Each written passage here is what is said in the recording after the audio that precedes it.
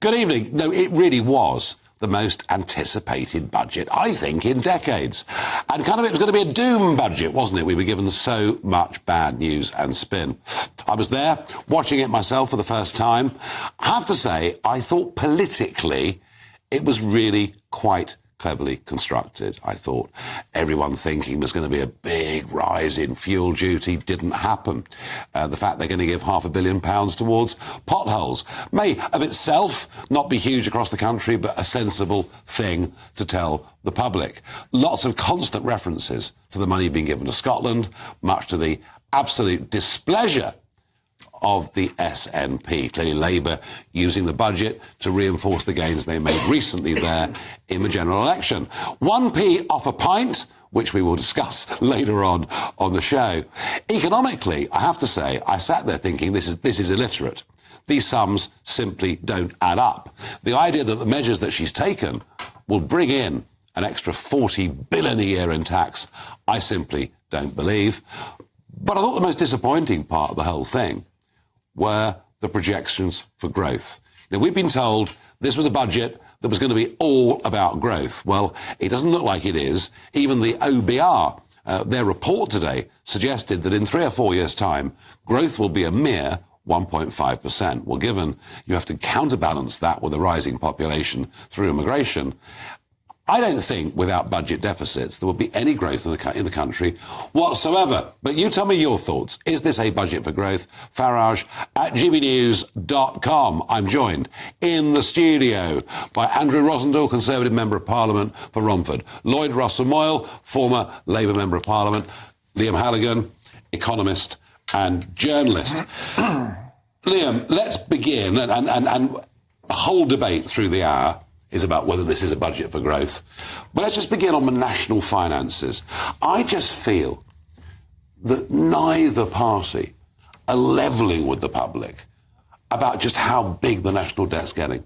Well, the national debt, Nigel, is the thick end of 100% of GDP. What does that mean? It means that the debt that we have to pay back as a government, albeit through time, is equivalent to the size of the entire economy in a single year. In context, back in 2009, before the financial crisis, the national debt was about 30% of GDP. Wow. And before COVID, it was about 80% of GDP. It's now 100% of GDP. There's lots to talk about. The sort of big picture of this budget is that Rachel Reeves just increased spending by about £70 billion a year. She increased taxation by about 40-odd billion pounds a year, most of which she tried to blame on a Tory black hole. So that means borrowing more of £30 billion a year. These are very, very big numbers. So what it means then is that the size of that national debt is going to get bigger. The size of the national debt is going to get bigger, but also, and that's, as you borrow more each year, you add up all those borrowings, that is your stock, as we say, of national debt. And when you're borrowing an extra £30 billion a year over 5 years, you're borrowing an extra, well, I did the sums, she's borrowing an extra £142 billion a year over the next 5 years. Yeah. The market has to absorb that. The government, of course, has to borrow off investors. It can't just conjure up money. Well, sometimes it can, but she's not saying that the Bank of England is going to do that.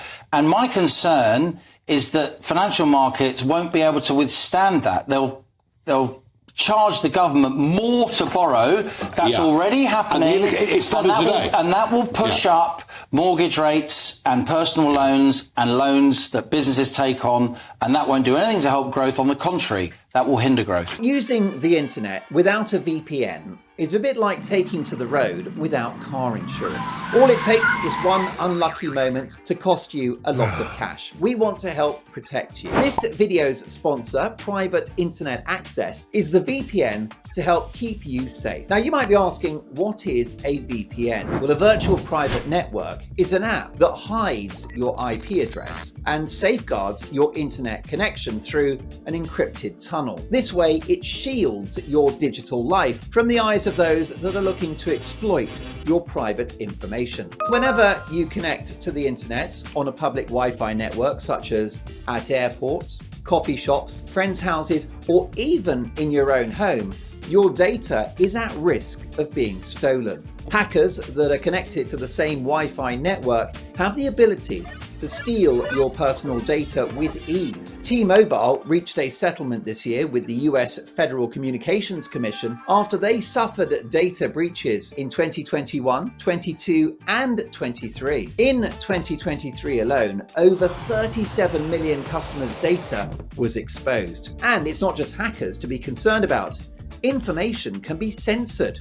When Canada passed their C-18 bill, social media giants decided to ban news content on their platforms. But PIA can protect your ability to consume the news content that you love. Private internet access is available for all platforms: Windows, macOS, Android, Linux, iOS, and you can use one private internet access subscription to protect an unlimited number of devices at the same time. Plus, we've got a huge GB News discount. Click the link in this video's description and you'll get 83% off PIA. That is under £2 a month, and you'll get an extra 4 months completely free. There's also a 30-day money-back guarantee. So head to piavpn.com/GB News to start protecting yourself digitally today.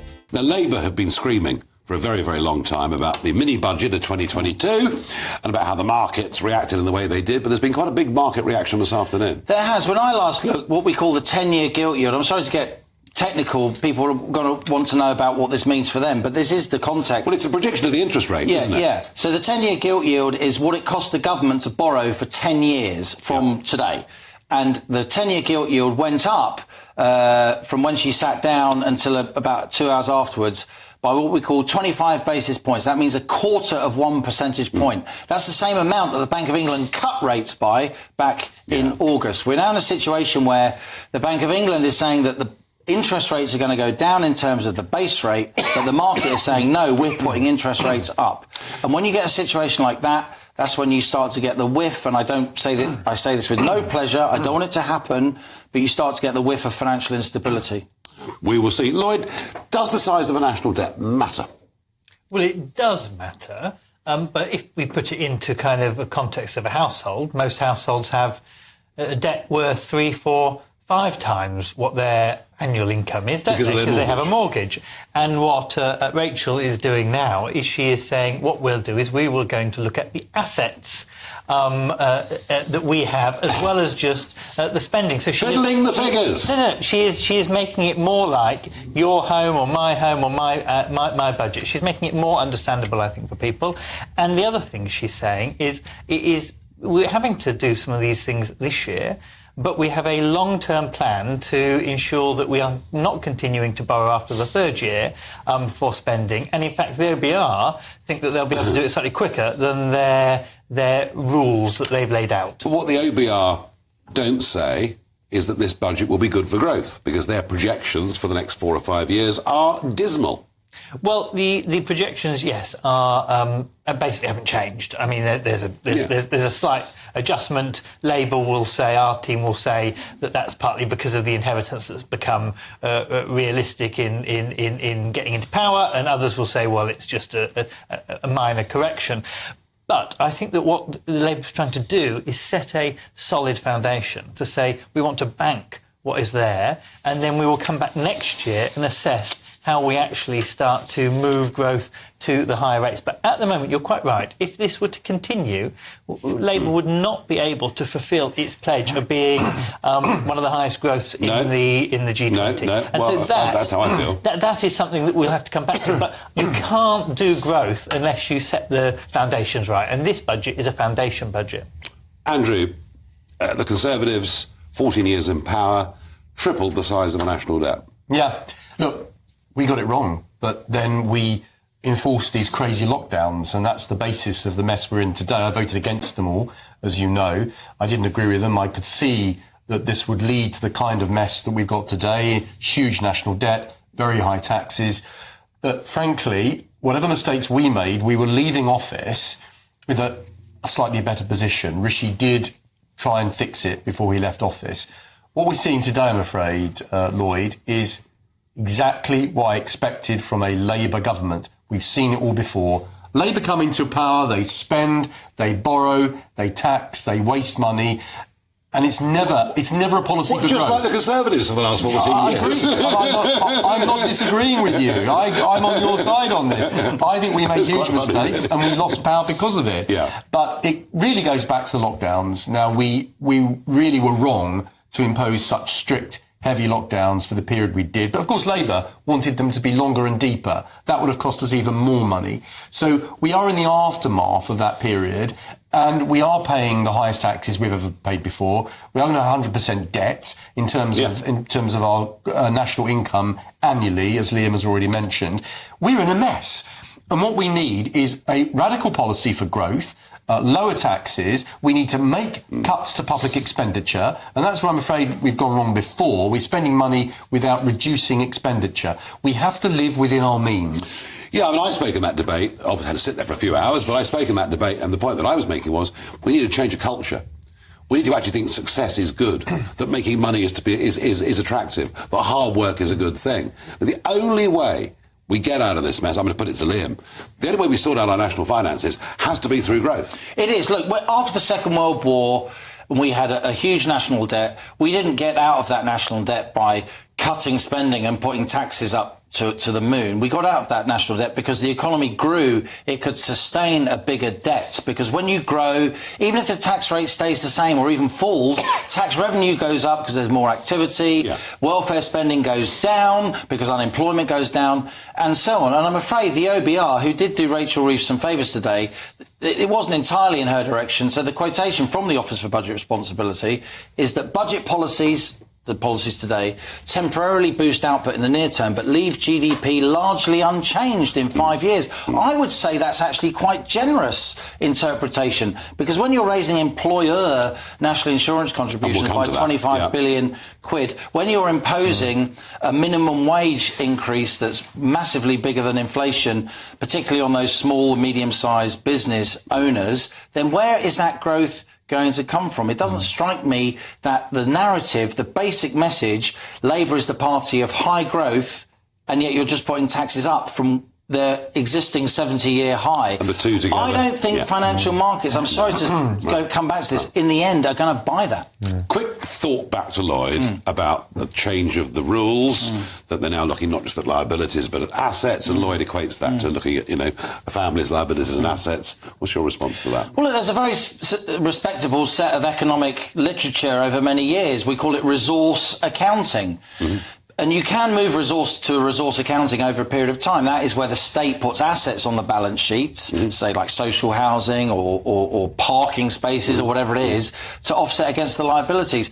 But in order to take the markets with you, in order to instill confidence, you've got to do it over a period of time. You don't do it in a single move at a dispatch box and then you instantly spend the extra money that you've conjured up. That's the problem. When you move the goalposts for convenience, then are you really doing it for genuine sort of scientific and definitional purposes? And again, I don't really think that investing more money in HS2 is going to inspire growth. I don't think investing money in more schools is going to inspire growth, because that investment in schools, it's actually maintenance, right? It's maintenance. It's not capital spending that will inspire growth. It's keeping growth where it is rather than leading to more growth. She said invest. Yeah. But she's going to decide what we invest public money in, and I just kind of think when government tries to pick winners, it often gets it slightly wrong. You mentioned HS2. Interesting. The new boss of the Office for Value for Money for the taxpayer is coming from the HS2 board, which I would suggest... Because they did so well before, didn't they? I'm going to finish this segment with Andrew Rosendale, because today we did see the last appearance at the dispatch box in Prime Minister's Questions of Rishi Sunak, and indeed he gave the main budget response, quite a fiery budget response, actually. Just some thoughts on Rishi Sunak's. Now, he says he's going to spend some time on the back benches, but I would have thought California beckons. But just some reflections on Rishi Sunak's career. Look, Rishi's a decent man. He's an honourable man. He's decent. He's a good guy. We all get on with him. But the fact is that he led us to the worst defeat in our history. And he didn't have the vision that we needed to win that fifth term in office. We all wish him the best, and he said today that he's going to be spending more time with his family in Yorkshire and all the rest of it. So whatever he decides to do, I don't think he's the kind of politician that people detest. So he's leaving office. We're left with picking up the pieces and rebuilding the party. And on Saturday, we're going to have a new leader. And that's when I think, hopefully, we'll have the chance to have a clear vision about where we stand as a party. Because unless we go into the next election with a clear view about what we want to do, why would people want to vote for us again?